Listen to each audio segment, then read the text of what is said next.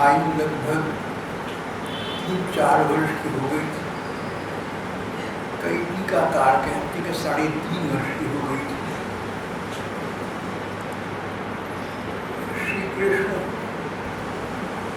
एक चंचल, भोले, सौम्य, सुंदर, अनेक गुणों से संपन्न एक लाडले बालक के रूप में उभर कर आए थे। मैया बाबा अपने लाडले शिशु को देखकर सब कुछ भूल चुके थे। अब तक का जीवन भूल गए थे, वर्तमान भूल गए।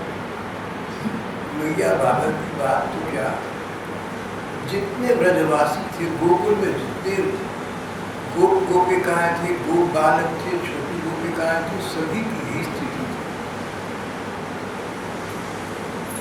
तो जिस प्रकार एक संयुक्त परिवार में कोई नन्हा बालक जन्म ली तो सारी परिवार के आकर्षण का केंद्र बन जाता है, बस बच्चा वही रह जाता है। उसी की बात उसको खिलाकर उसी प्रकार श्री कृष्ण पूरे ब्रज के एकमात्र आकर्षण रह गए। ब्रज के वासियों की अब जो भी गतिविधि थी, जो भी क्रियाशीलता थी, सबके पीछे कहीं ना कहीं श्री कृष्ण होते। श्याम वर्ण था, सावरे वर्ण के थे। जैसे नए नए बादलों का वर्ण होता है तो उनको श्याम कहकर पुकारने लगे। सुंदर थे तो नाम के साथ सुंदर लग गया, श्याम सुंदर। एक समय की बात है कि यशोदा जी श्री कृष्ण के लिए मक्खन तैयार करने के लिए दही मथने बैठी। घर में दास दासियों की कमी नहीं थी, सेवक सेविकाएं तो बहुत सारी थी। ग्रंथ कहते हैं कि नंद बाबा के यहाँ 9 लाख गौएं थी। अगर 9 लाख गाय थी तो सेवक सेविका भी इसी हिसाब से रही होगी।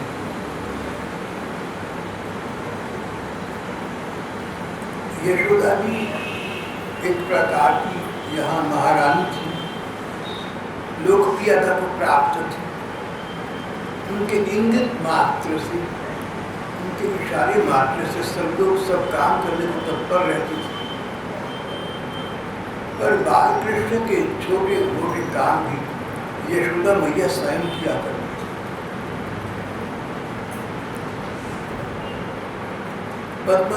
पद्मगंधा एक प्रकार की गाय का नाम।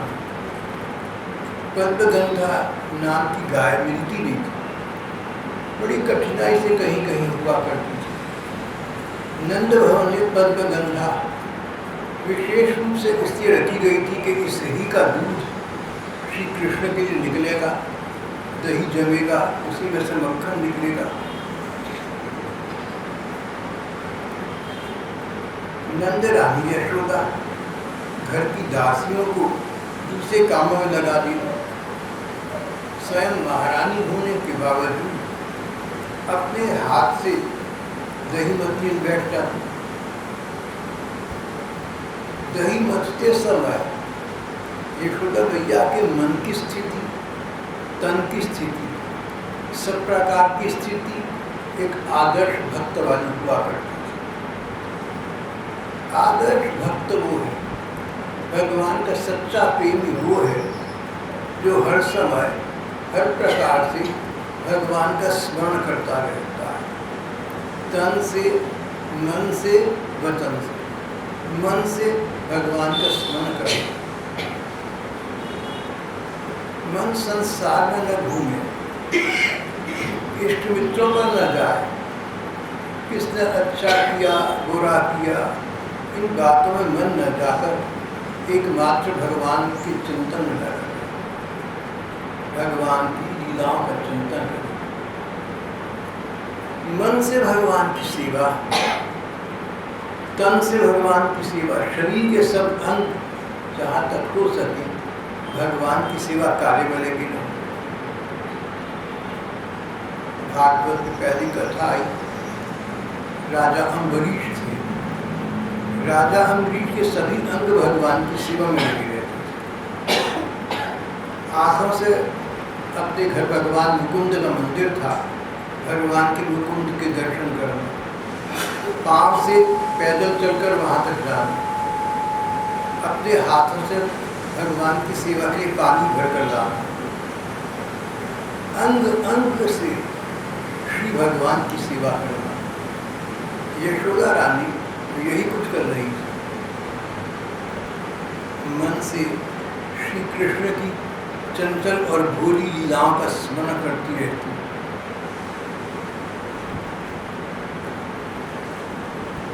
हाथों से दही मथ रही थी, शरीर भी तन भी भगवान की सेवा में लगा था, और उनके होठों से उनके मुख से लगातार भगवान की लीलाओं का गायन होता रहे।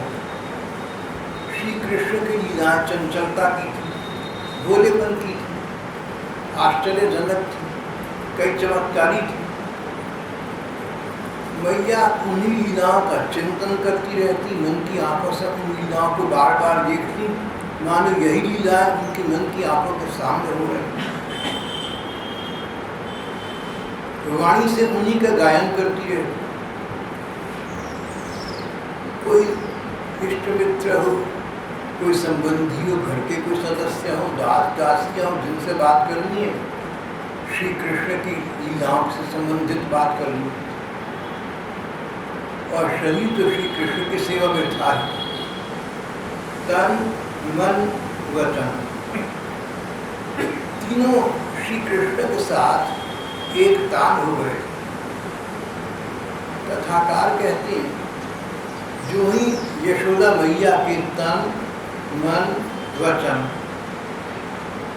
श्री कृष्ण के साथ एक तान हो गए, संवेद हो गए, त्यों ही श्री कृष्ण ने अपना ध्यान मैया की ओर आकृष्ट किया। वे मैया की गोद में आ गए थे, दही मथती हुई माँ के पास आ गए थे। फिर उन्होंने दही की मथानी पकड़ ली, माँ को दही मथने से रोक दिया। श्री कृष्ण माता यशोदा की गोद में चढ़ गए। दूध पीने की इच्छा से बार बार माँ के हाथ पकड़ते, माँ का मुंह पकड़कर अपनी ओर करते। मंद मंद मुस्कान से युक्त इनका मुखड़ा मैया बार बार देखते। श्री कृष्ण को कदाचित भूख लगी, दूध पीने के लिए भागे हुए आए।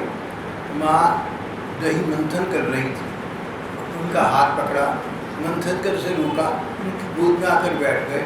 अपनी ओर ध्यान आकृष्ट करने के लिए बार बार उनकी ठोड़ी पकड़कर नीचे को मुँह करे, मुझे देखना, मैं आया हूँ।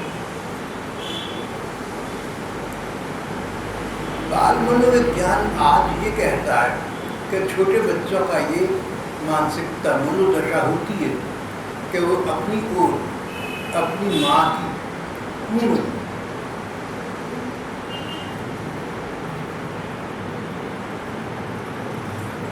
अटेंशन, ध्यान चाहते हैं। बच्चा ये चाहता है कि माँ सब कुछ मेरे से बात करे, मुझे खिलाए, मुझे पिलाए, मेरे सब कुछ करे। माँ न करे तो बच्चा रुष्ट हो जाता है, बच्चे का माँ पर इतना अधिकार होता है। और दूसरी ओर यहाँ तो अध्यात्म की बात चल रही। जब श्री कृष्ण ने देखा कि माँ के तन मन वचन तीनों ही इनमें एक तान हो गए, इन्हें श्री कृष्ण में लगे हुए।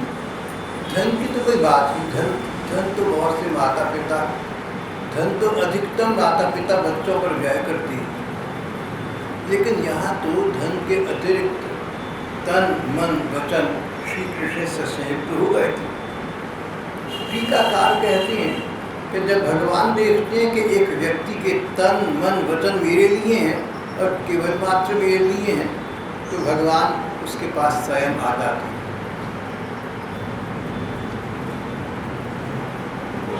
श्री कृष्ण ने देखा माँ के तन मन वचन मेरे लिए हो रहे हैं। मन में श्री कृष्ण की लीलाओं के दृश्य चल रहे हैं, होठों से उन्हीं का गायन कर रहे हैं, हाथों से श्री कृष्ण के लिए दही मस रहे हैं। श्री कृष्ण ने देखा कि माँ सब प्रकार से मेरे से संवेद हो रही है, तो भले ही शिशु लीला कर रहे थे पर थे तो अंतर्यामी भगवान ही। तीनों का संयोग होते ही श्री कृष्ण माँ माँ कहकर माँ को पुकारने लगे। माँ दही मंथन में लगी हुई थी, माँ का ध्यान उनकी लीलाओं में था। इन्होंने शोर मचा दिया, माँ माँ माँ, मुझे देखना कि मैं आया हूँ।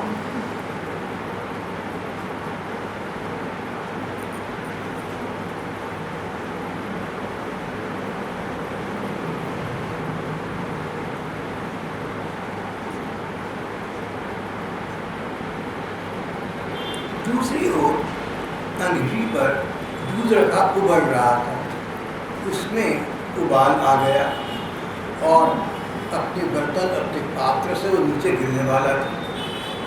ये दूध पद्मगंधा नाम की गाय का दूध था। इसका प्रयोग केवल मात्र श्री कृष्ण के लिए ही होता था। मैया ने देखा कि मेरा लाडला लाल मेरी गोद में बड़ी उतावली के साथ आ बैठा है, पर इसी के लिए तैयार किया जाने वाला दूध कहीं जल न जाए, बिगड़ न जाए, गिर न पड़े, खत्म न हो जाए। माँ ने बच्चे को जल्दी से गोद से उतारा, श्री कृष्ण को गोद से नीचे उतारा और दूध की ओर भागी। इस बात से शिशु कृष्ण को क्रोध आ गया। अरे माँ को ये चिंता कि मेरा दूध बिगड़ जाएगा, मेरी चिंता नहीं है, दूध की चिंता। मुझे छोड़कर वहां चली गई। श्री कृष्ण के विषय में, भगवान के विषय में कहा गया कि सबसे बड़े अभिनेता भगवान, सबसे सफल खिलाड़ी भगवान है। जब किसी पशु का अभिनय करें तो पशु ही लगती है, जब बच्चे का अभिनय करें तो बच्चे ही लगती है। जो बच्चे जिस प्रकार की बातें बच्चे सहज स्वभाव से करते हैं, जब भगवान बच्चे की लीला करते हैं, बच्चे के रूप में आते हैं, तो वो सहज स्वाभाविक वही लीलाएं करते हैं। देखने वालों को विश्वास नहीं हो पाता कि भगवान लीला कर रहे हैं, लगता है ये सचमुच बच्चा मानवीय बालक है। मैया उन्हें छोड़कर चली गई। शिशु कृष्ण को कुछ क्रोध आ गया, उनके लाल लाल छोटे छोटे होठ फड़कने लगे। लाल लाल छोटे छोटे होठों को दांतों से दबाया और पास ही दही का मटका पड़ा हुआ था, उसे फोड़ फाड़ डाला। फिर आंखों में बनावटी आंसू आ गए। देखो माँ, मेरा ध्यान नहीं रखती। आंखों में बनावटी आंसू आ गए। माँ मेरा ध्यान नहीं रखती।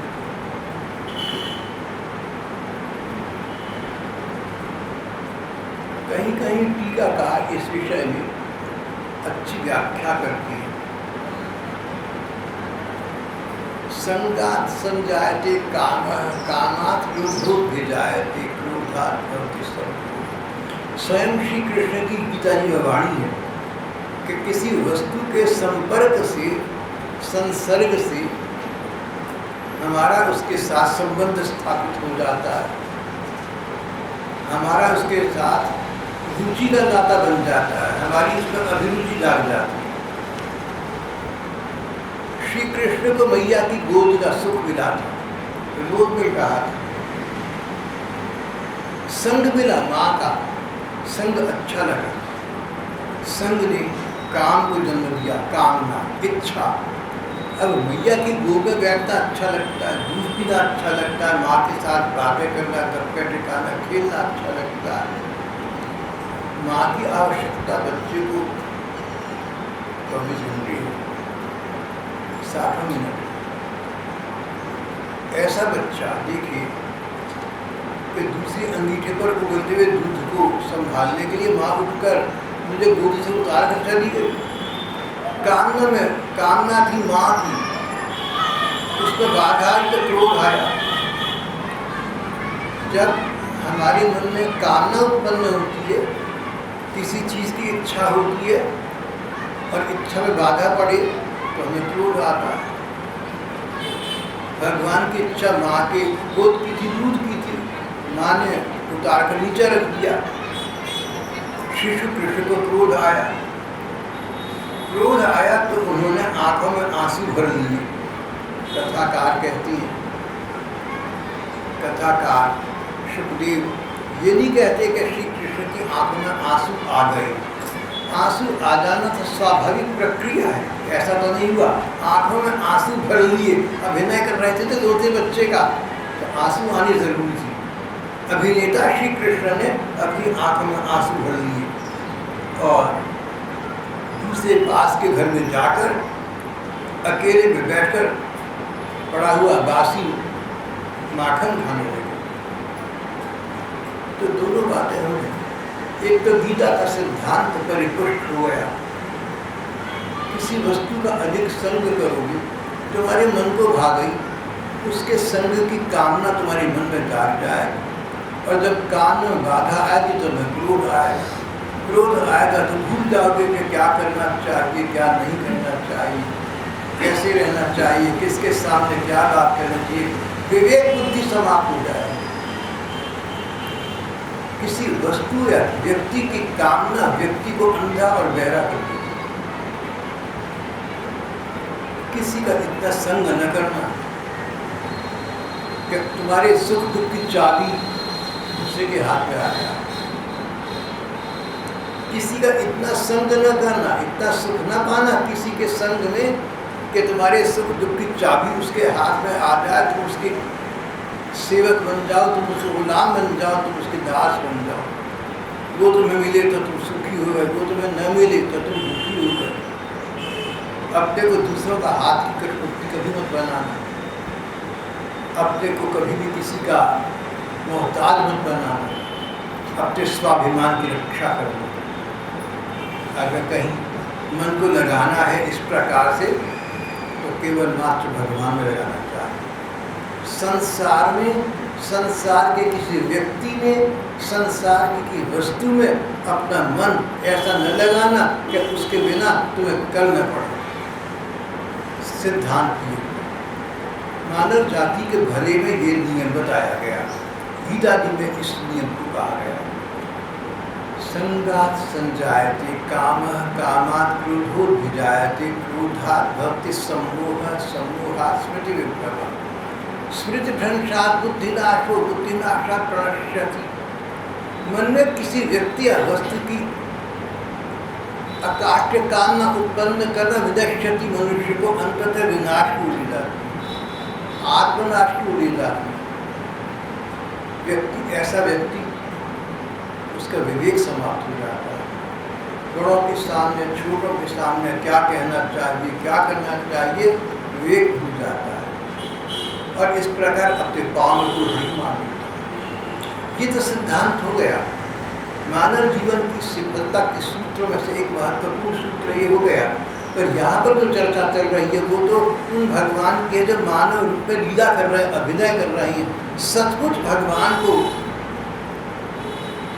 काम जागा हो, कामना जागी हो, सचमुच क्रोध जागा हो, ऐसा तो नहीं। ये तो अभिनय कर रहे हैं। जैसे नाटक में आपको कोई भूमिका दे दी, आप उसको खेल रहे हैं, आपके मन में कुछ भी नहीं, बाहर निकले सब समान। भगवान भी एक छोटे बच्चे का अभिनय कर रहे थे। उन्होंने माँ के गोद में उतारने से माँ पर क्रोध किया। लाल लाल होठ फड़कने लगे, दांतों से दबाकर होठों को पास पड़े हुए दही के मटकों को फोड़ डाला। बनाती आंसू आंखों भर लिए। पास के घर में जाकर अकेले में बासी माखन खाने लगे। जब माँ आएगी तो देखेगी कि देखा, माँ पर तान तोड़ेंगे कि माँ दही मटने का नाटक तुम मेरे लिए कर रही है, मुझे ताज़ा माखन खिलाएगी, मैं तो बासी खा रही हूँ, तेरी करनी है ऐसी। छोटे से 3.5 बरस के शिशु कृष्ण अपनी बुढ़िया माँ को शिक्षा देंगे। माँ action speak stronger than word. माँ बर्ताव बताता है दिल में क्या है, कहने से कुछ नहीं होता। कहने को तो कन्हैया मेरा प्यारा, मेरा लाडला, इसको ताज़ा अच्छा सा मक्खन दूंगी, पर करनी तेरी क्या है? तेरी वजह से मैं बासी माखन खा गया हूँ, भूखा था, क्या करता?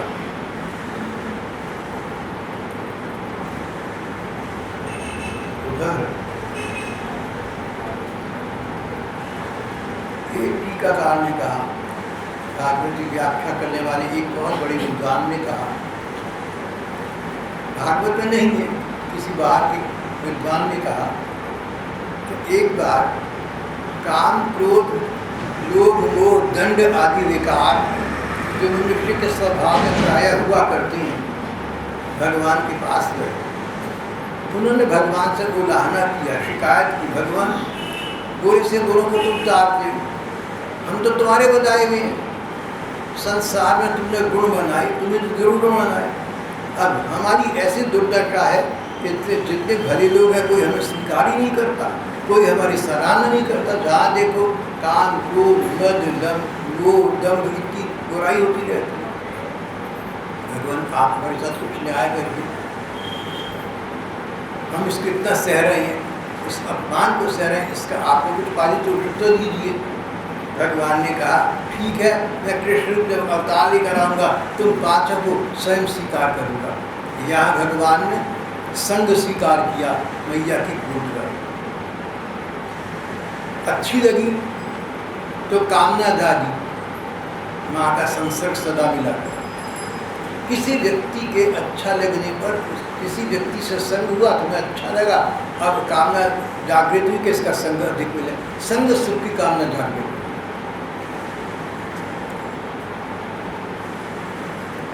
संग, काम, वो संग नहीं मिला तो क्रोध आया, क्रोध, माखन का लोभ और दंभ, गनावटी आंसू आंखों में लिया, गनावटी क्रोध दिखाकर पास के शिविर में चले गए, वहां जाकर माँ पर तान तोड़कर बासी माखन खाने लगे।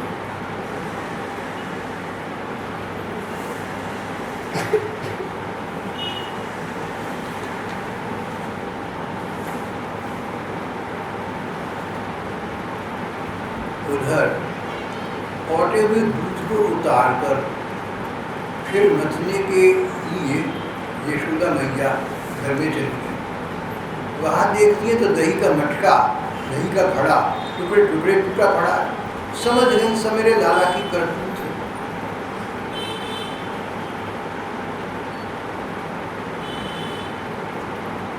मैया ने सचमुच भगवान को त्यागा नहीं था। भगवान के प्रेमी भक्त का एक लक्षण बताया गया, जहाँ प्रेम है वहाँ ये लक्षण साकार हो जाता है।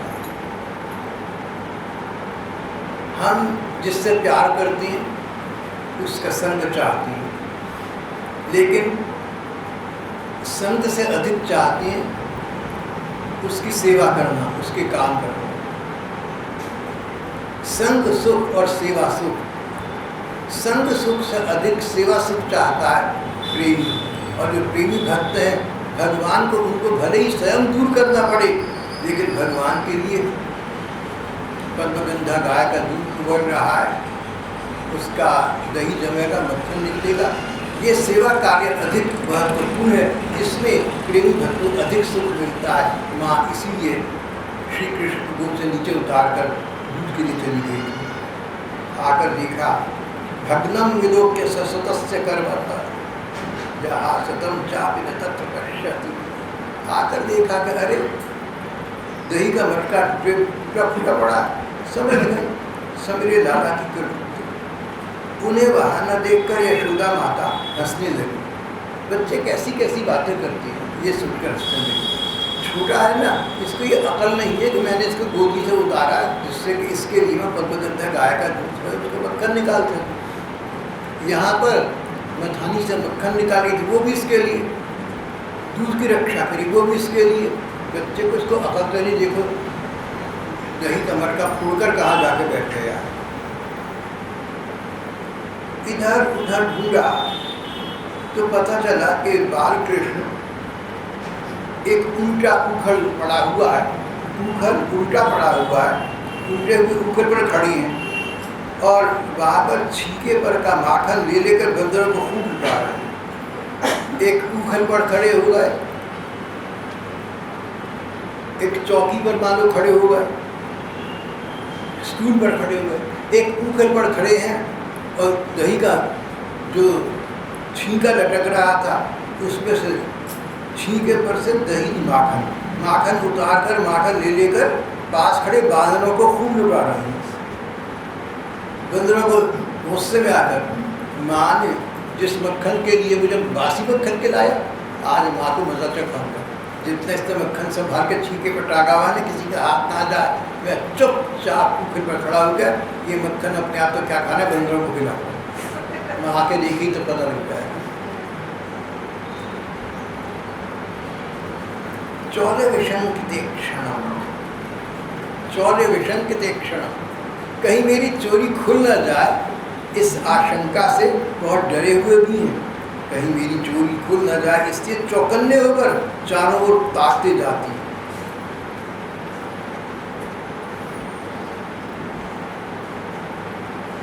ये देखकर यशोदा रानी पीछे से धीरे धीरे पीछे से छिपकर कहीं भाग न जाए, कूद नहीं जाए, गिर पड़ेगा, क्या होगा। यशोदा रानी धीरे धीरे उनके पास जा पहुंची।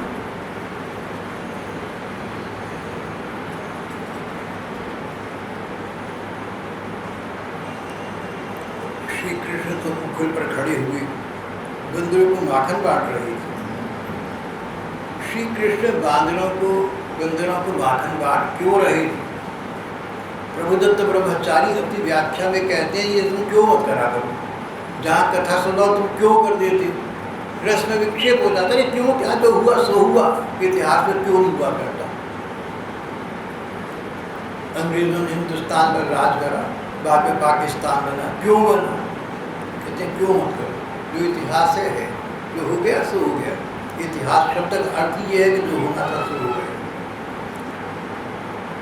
और दूसरे जो मनोवैज्ञानिक विद्वान हैं वो कहते हैं बच्चे का स्वभाव होता है, भगवान बच्चे का अभिनय करना ही, माँ पर तान तोड़ना, डरना भी, गुस्सा भी करना, श्री कृष्ण वही करना ही। बंदर थे आसपास, देखा कि बंदर घूम रहे हैं, चलो इनको माखन खिला दो। माँ को सताने के लिए चाहे माखन फेंकना पड़े, बंदरों को खिलाना पड़े, जो करना पड़े सो करें। लेकिन वहाँ से अध्यात्मवेत्ता महात्माओं ने इनकी गहरी अर्थ निकाली।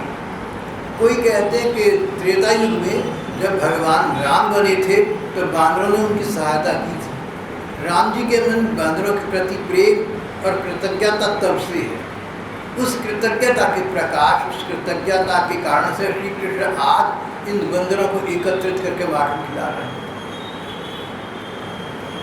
यहाँ पर एक प्रश्न उठा, किसी ने क्या ये बंदर वही बंदर है त्रेता में थे? उपकार तो उन बंदरों ने करा था, लाखों बरस भी, ये कौन से वो बंदर है?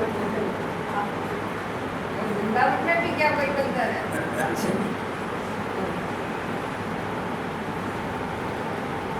कई बार ऐसा होता है कि हम किसी के प्रति कृतज्ञ हैं और वो सज्जन हमारे बड़े बुजुर्ग थे, संसार छोड़कर चले गए, हमारे मन में ये रहा इन्होंने हमारे लिए बहुत कुछ किया, हम उनके लिए कुछ कर न सके, बेचारे चले भी गए, उनके बच्चे हैं, चलो उनकी मदद कर दो। सजातीय सहायता। श्री कृष्ण ने बांदरों के प्रति कृतज्ञता प्रकाश किया।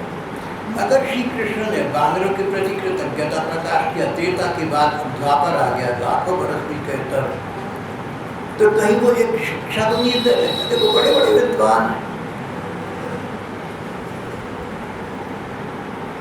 मुंडे बतिल भिन्ना, अलग अलग विद्वान अलग अलग बातें प्रकाश में लाती है। कोई बड़े विद्वान आपसे ये कहेंगे श्री कृष्ण बच्चे हैं लेकिन तुम बड़ों को शिक्षा दे रहे हैं, क्या देखो किसी ने तुमसे अच्छा किया हो ना तो उसको भूल मत जाना।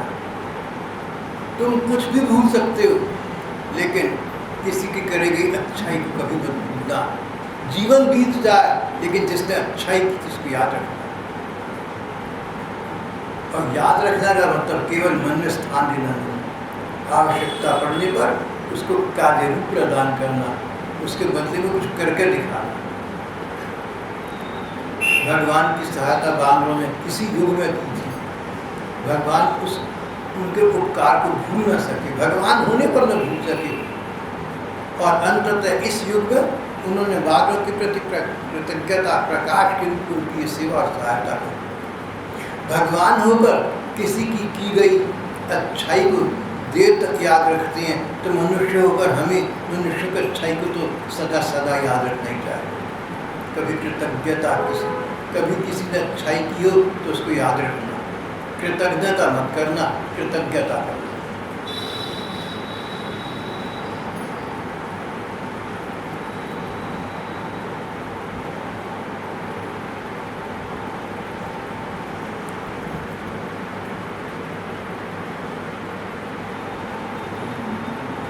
श्री कृष्ण देखा कि माँ चुपचाप हाथ में छुरी लेकर मेरी पिटाई करने के लिए मेरी ओर आ रही है,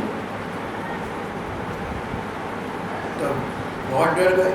झट से उखल पर से नीचे कूदे, डरे हुए बच्चे की भांति भागे, डरे बच्चे की भांति भागे। डरे नहीं भगवान, भगवान ने क्या डरना, भय भगवान से भय कहा था। भगवान काल के भी काल है, लेकिन यहाँ शिशु लीला कर रहे हैं, अभिनय कर रहे हैं छोटे बच्चे का, जैसे बच्चा डर जाए इस प्रकार से वे डरे हुए की भांति माँ से दूर भागे। सुखदेव जी कहते, परीक्षित देखो विचित्र बात, बड़े बड़े योगी तपस्या के द्वारा अपने मन को शुद्ध बनाकर जिन भगवान में प्रवेश नहीं कर पाते, पाने की बात ही दूर नहीं, उन्हीं भगवान के पीछे पीछे उन्हें पकड़ने के लिए यशोदा दौड़ा है।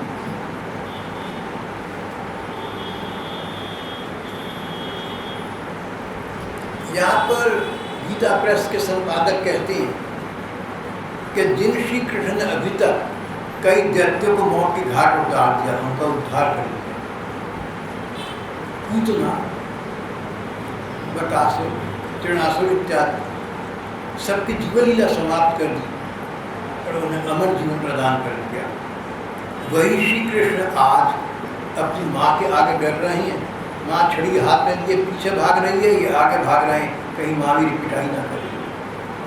ये भक्ति की महिमा है, भगवान के प्रति प्रेम की महिमा है।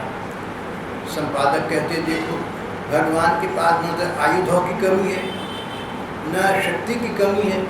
अगर भगवान बड़े बड़े दैत्यों को जीवन के उस पार पहुंचा सकते हैं, तो 80 बरस की माँ उसको तो कैसे पहुंच सकती थी, लेकिन उसे डर कर भाग रहे हैं।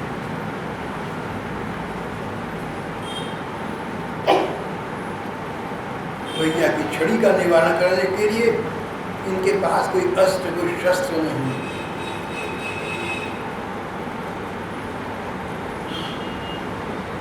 भग्नम विदुप्य ससुतस्य कर्म जहाँ संप्रचार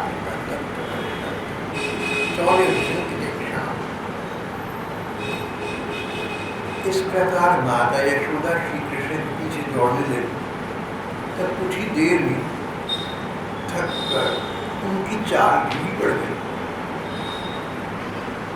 जो जो आगे बढ़ती, पीछे पीछे चोटी में बुधे हुए फूल गिरने लगते। इस प्रकार सुंदरी यशोदा जो क्यों करके उन्हें आस्कंद तय कर सकती। विश्व के इतिहास में ये पहली घटना है जहाँ विश्वात्मा और विश्व के स्वामी भगवान माँ के सामने अपराधी बनकर डरे हुए खड़ी हैं, क्षमा चाहते हैं।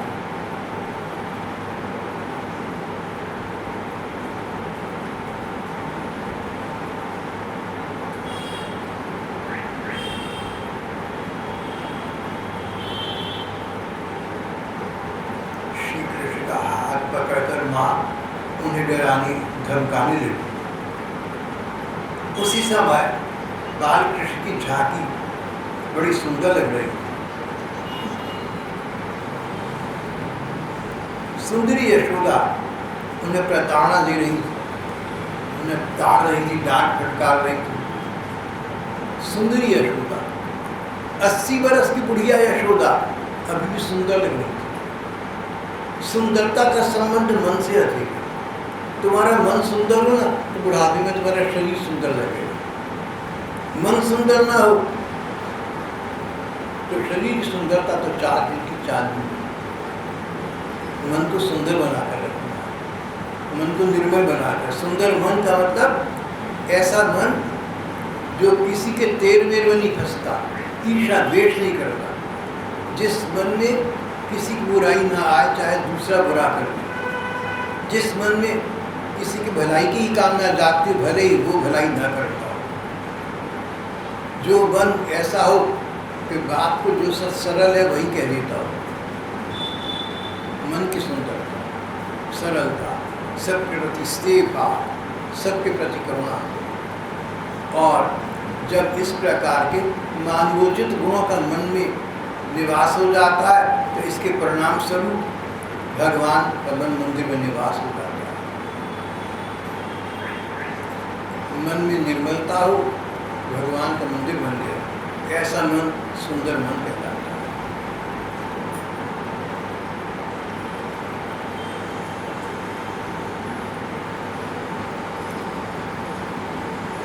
एक अंग्रेज मित्र का विवाह होने पर उसके घर गए, उसकी पत्नी उसे बहुत सुंदर लगी।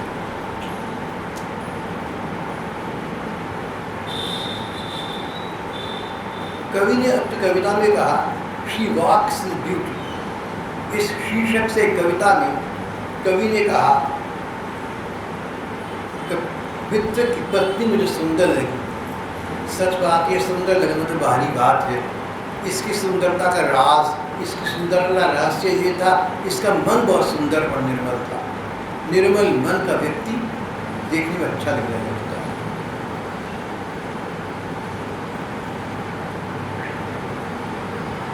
यशोदा जी 80 बरस की थी पर सुंदर लग रही थी।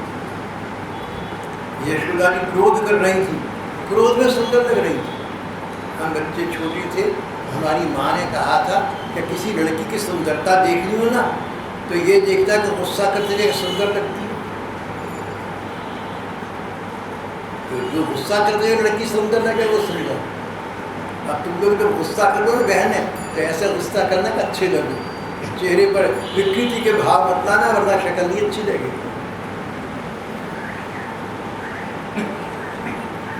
श्री कृष्ण का हाथ पकड़कर सुंदरी यशोदा उन्हें डराने धमकाने लगी। उस समय श्री कृष्ण की झांकी बड़ी विलक्षण हो रही थी। अपराध तो किया ही था, इसलिए रुलाई रोकने पर भी न रुकती थी। हाथों से आंखें मर रहे थे, मुंह पर काजल की स्याही फैल गई थी, पिटने के डर से आंखें ऊपर की ओर उठ गई थी। भय विभल तीक्ष्ण, भय से विभल परीक्षा कर रही थी। आंखें ऊपर की ओर उठ गई थी, उनमें व्याकुलता सूचित होती थी।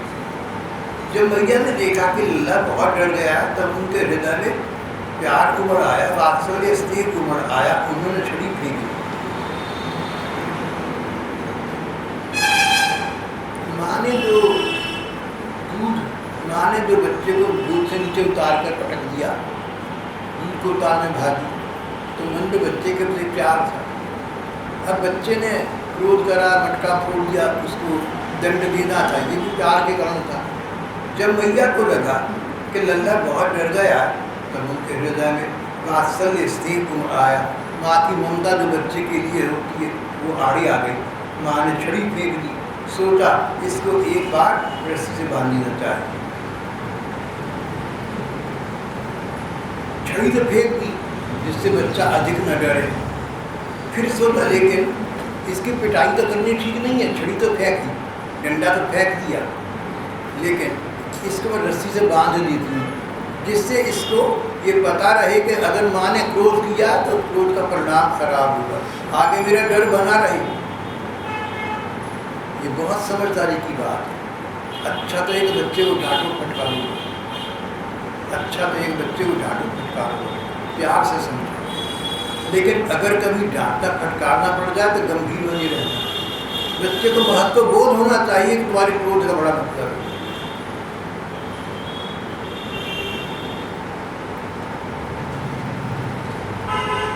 ऐसा क्रोध न करना कि दूसरा सोचे ऐसे ही क्रोध करते रहे, थोड़ी देर में शांत हो जाएंगे, फिर प्यार से बोलने लगेंगे, क्या फर्क पड़ेगा करने। ये अपनी दयनीय स्थिति न बना ली। भैया 5,500 बरस पुरानी जमाने की बुढ़िया, और उनको ये अकल थी कि अगर बच्चे को मैंने क्रोध का रूप दिखाया है तो मुझे व्यावहारिक कुछ करना चाहिए ताकि आगे मेरा लोभ बना रहे। पीटना तो ठीक नहीं है, छड़ी तो फेंक दी, लेकिन एक बात तो भान जरूर दूंगी, पता लगे कि बाद में क्रोध का क्या परिणाम होता है, आगे से ये बच्चा गलत काम करें। यहाँ संपादक की व्याख्या ये है कि माँ ने सोचा कि मैं अगर इस बच्चे को छोड़ दूंगी, रस्सी से नहीं बांधूंगी, तो बच्चा डरा हुआ है, क्रोध में कहीं घर से भागकर गलत जगह न चला जाए, कहीं आपत्ति विपत्ति में न फंस जाए, इसलिए माँ ने ऐसा सोचा।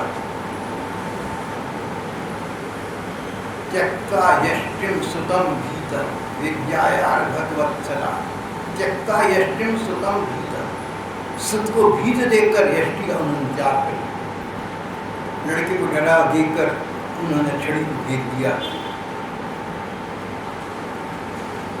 शुकदेव कहते परीक्षित, सच पूछो तो यशोदा मैया को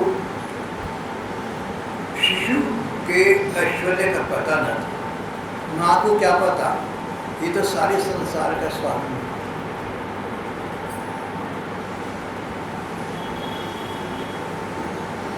टीकाकार कहते हैं कि जहाँ प्यार होता है वहाँ ऐश्वर्य पता हो तो भी याद नहीं रहता, वहाँ केवल बात्सल्य रहता है। प्रसंग अधूरा है। श्री शंकर कल भी करेंगे, परसों करेंगे।